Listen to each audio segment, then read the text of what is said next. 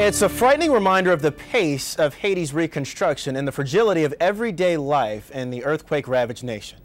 On Friday, a powerful storm slammed into Port-au-Prince. It wasn't a hurricane or a tropical storm, but it killed at least 6 people.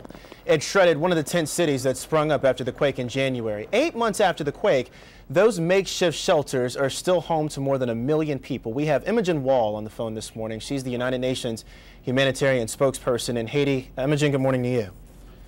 Good morning. 3 days now since that storm, and as you walk through the streets, what are you hearing? What are you seeing this morning?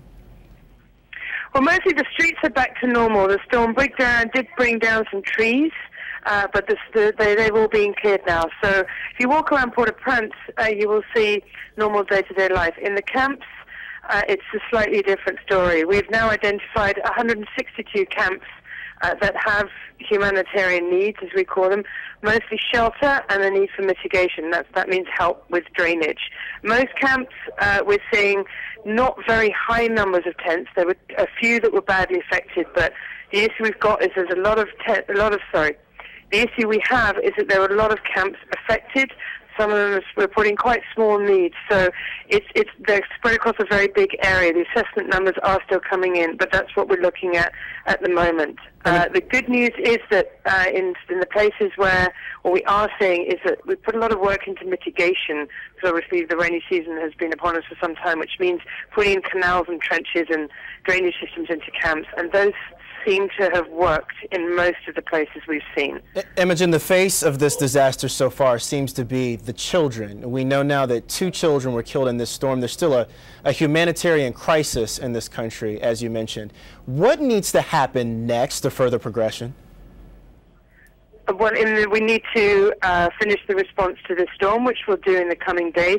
We need to continue to look after people in the camps, those displaced by the earthquake. The reality is we will have camps here for some time, so those need to be supported. In the meantime, we also need to continue contingency planning, because of course we're not out of hurricane season yet, so there's still a big danger there. But at the same time, we also have to really get the next stage, which is technically called transition, which is when you're going into long-term reconstruction work. We really need to get that going. The biggest problem there has been the lack of funding that's come through from donors, from governments mostly, not the public. The public was extremely generous in the first days after this response, and the humanitarian operation has been built on the back of that. But to build what needs to be built in Haiti over the next 5 to 10 years is going to take a lot. And that long-term aid, Imogen, we're 8 months out of this earthquake. The question that many people will ask here this morning are why people still living in tents in this country? Well, it's an understandable question, but I think if you were here, you'd understand the realities very quickly. I mean, the population we have in camps is roughly the equivalent to the population of Las Vegas. You're talking about rebuilding a city in a country which had a completely inadequate building industry, that had no seismic codes, for example, so we have to make sure that all that's put in place. That means the right materials, the right standards of materials. It means people trained to actually build according to those standards, so we know those buildings are safe.